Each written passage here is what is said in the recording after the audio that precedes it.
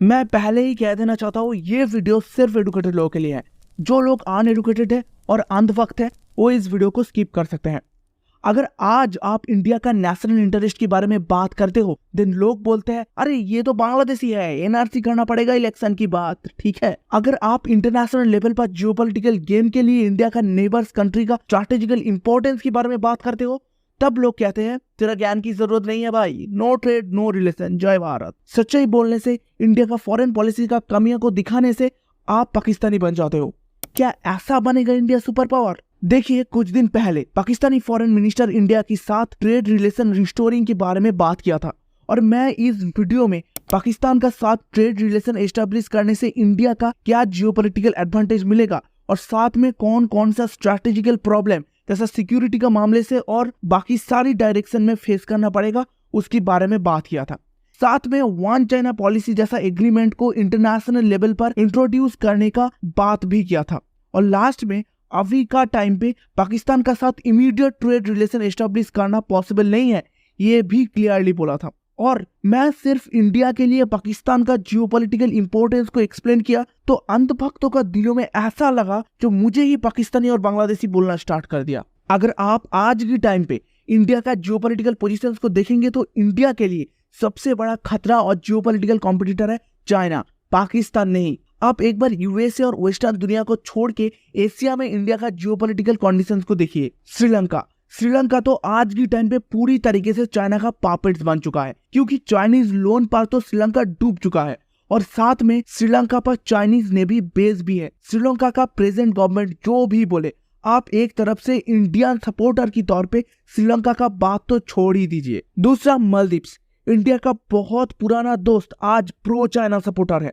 मालदीव का present president mister मैजू ने India का सारी फोर्सेस को मालदीव से हटा दिया और साथ में इंडिया का साथ डिप्लोमेटिक और इकोनॉमिकल सारी रिलेशन तोड़ दिया। और रिसेंटली चाइना तिब्बत का जो ग्लेशियर का ड्रिंकिंग वाटर है वो भेज रहा है मालदीव्स पर। चाइना तिब्बत से सिंघाई होकर मालदीव्स पर 1 मिलियन से भी ज्यादा ड्रिंकिंग वाटर बोतल एज ए गिफ्ट भेज रहा है। टोटल 1500 टन पानी विदाउट एनी कॉस्ट। ठीक है, पहले मालदीव्स इन सारे पानी के लिए इंडिया के ऊपर डिपेंड करता था और आज की टाइम पे मालदीव्स चाइना के ऊपर डिपेंड कर रहा है।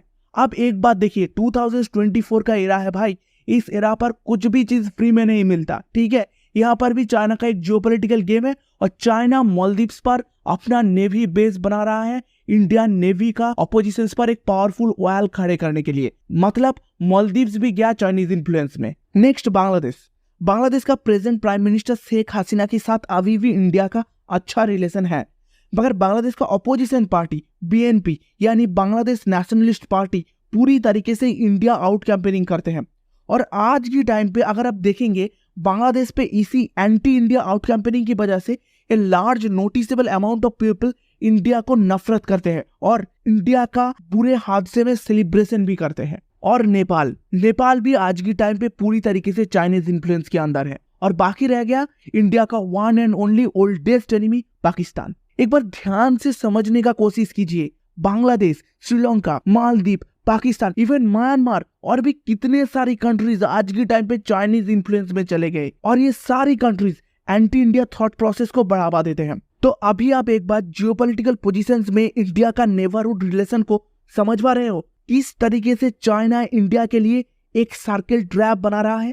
अभी देखिए, पाकिस्तान और चाइना दोनों ही एक तरफ से न्यूक्लियर कंट्री है और पाकिस्तान चाइना के लिए इंडिया का ऑपोजिशन पर एक बहुत बड़ी हथियार है। अगर फिर कभी इंटरनेशनल इश्यूज में इंडो चाइना वार स्टार्ट हो जाए, इंडिया को चाइना 3 फ्रंट से अटैक कर सकते हैं और पाकिस्तान इंडिया एक लंबे बॉर्डर शेयर करते हैं। अभी आप समझ पा रहे हो चाइना किस तरीके से पाकिस्तान को इंडिया का ऑपोजिशन पर स्ट्रैटेजिकली यूज कर सकते हैं। अभी देखने वाले बात ये भी है, अगर 3 फ्रंट अटैक चाइना करते हैं, क्या इंडिया के पास इस अटैक को झेलने का मिलिट्री सप्लाई है? देखो, 1971 का वार में अगर आप इंडिया का अटैकिंग स्ट्रैटेजी को देखेंगे तो इंडिया मिलिट्री बॉर्डर लाइन को 2 फ्रंट में डिवाइड किया था। एक ऑफेंस प्राइमरी फाइटिंग फ्रंट यानी पाकिस्तानी बॉर्डर और दूसरा सेकेंडरी डिफेंस फ्रंट यानी चाइना बॉर्डर, क्योंकि 2 बॉर्डर के बीच में टैंकर्स और फाइटर जेट को बार बार पोजीशन चेंज करना इलॉजिकल है। अभी इंडिया का मिलिट्री कैपेबिलिटीज को देखते हैं। First, Indian army. Indian land army पर आज के टाइम पे सिर्फ 32 डिविजन है, जिसके अंदर 14 कॉर्प्स है। And it's okay for 1 front war, but 2 front war लड़ने के लिए हमें 43 डिविजन की जरूरत है एटलीस्ट। ठीक है। Next, ammunition. इंडिया के पास आज की टाइम पे सिर्फ 10 दिन का एमुनेशन रिजर्व है, मगर हमें 2 फ्रंट वॉर लड़ने के लिए 60 डेज का एमुनेशन रिजर्व की जरूरत है। अभी देखिए थर्ड एयरफोर्स, आज की टाइम पे इंडिया के पास टोटल 42 स्क्वाड्रन है। ठीक है, मगर 2 फ्रंट वॉर लड़ने के लिए हमें लगभग 60 स्क्वाड्रन की जरूरत है। ठीक है, मगर कुछ ही दिनों बाद मिग 21, मिराज 2000 जैसा फाइटर जेट रिटायरमेंट के बाद इंडिया के पास सिर्फ 30 स्क्वाड्रन रह जाएगा। हाँ, इंडिया तेजस जैसा बहुत सारी नया फाइटर जेट तैयार कर रहे हैं, मगर इन सारी जेट का प्रोडक्शन स्पीड को बहुत ज्यादा बढ़ाना है, नहीं तो इंडिया की एयरफोर्स पर भी बहुत हद तक कमियां देखने के लिए मिलेगा। अब fourth, Indian navy. 2 aircraft carrier, 18 submarine के साथ आज के टाइम पे इंडियन नेवी पाकिस्तानी नेवी को आसानी से डोमिनेट कर सकते हैं एंड पाकिस्तान की सारी लॉजिस्टिक कनेक्शंस को डिस्ट्रॉय कर सकते हैं। और साथ में निकोबार आइलैंड का ज्वाइंट बेस के जरिए स्ट्रेट ऑफ मलक्का से आते हुए चाइनीज शिप और सबमरीन को इंडियन नेवी आसानी से रोक भी सकते हैं। ये जियोग्राफिकल एडवांटेज है इंडिया के पास। मगर म्यांमार, पाकिस्तान, अफ्रीका और श्रीलंका का 4 चाइनीज नेवी बेस से चाइना इंडिया का इस एडवांटेज को भी डिक्रीज कर सकते हैं। हाँ, ये सच है, इंडियन ओशन पर इंडियन नेवी का टक्कर देना आसान नहीं है। इंडिया का जियोग्राफिकल एडवांटेज की वजह से चाइनीज बेस ज्यादा से ज्यादा एग्रेसिव नहीं हो पाएगा। ठीक है, but modern technology, drones, cyber attack, हर तरीके से चाइना इंडिया के ऊपर एक्सटर्नल प्रेशर क्रिएट कर सकते हैं और इंडिया को सच में इन सारी सेक्टर में अभी भी डेवलपमेंट करने का बहुत सारी जरूरत है। अभी आप बोलेंगे इंडिया तो न्यूक्लियर कंट्री है, तो इंडिया तो न्यूक्लियर पावर यूज कर सकते हैं।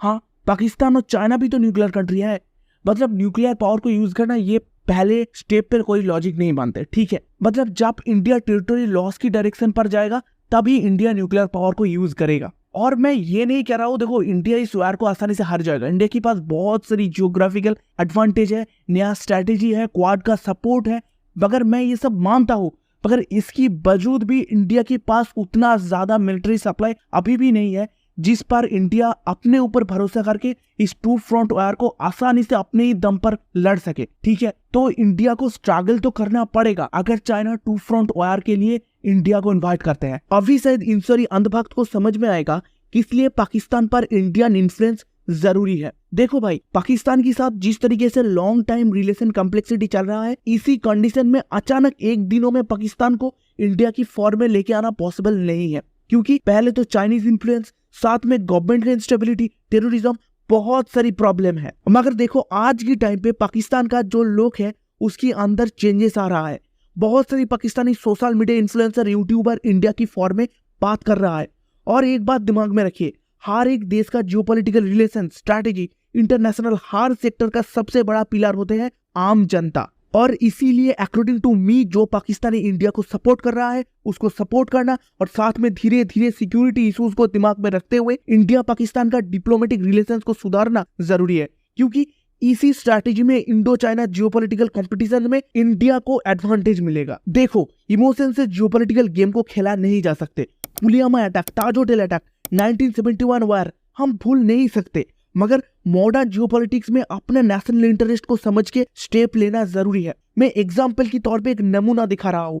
जो अमेरिका सेकेंड वर्ल्ड वॉर में जापान के ऊपर न्यूक्लियर बॉम्ब गिराया था, आज जियोपॉलिटिकल इंटरेस्ट को देखते हुए दोनों ही कंट्री क्वाड का मेंबर है और एक दूसरे के साथ काफी क्लोजली अलायंस है। सो जियोपॉलिटिकल गेम को समझने के लिए एडुकेशन की जरूरत है भाई। इसीलिए पहले ही कहा था, अनएडुकेटेड अंधभक्त इस वीडियो से दूर रहो और प्लीज वोट मांगने के लिए इंडिया के अंदर एंटी पाकिस्तानी पॉलिटिकल कैंपेन बंद करना जरूरी है। भारत ने पाकिस्तान की धमकी से डरने की नीति को छोड़ दिया। ये ठीक किया ना मैंने? वरना आए दिन हमारे पास न्यूक्लियर बटन है, न्यूक्लियर बटन है, न्यूक्लियर, यही कहते थे। हमारे अखबार वाले भी लिखते थे पाकिस्तान के पास भी न्यूक्लियर है। तो हमारे पास क्या है भाई? ये दिवाली के लिए रखा है क्या?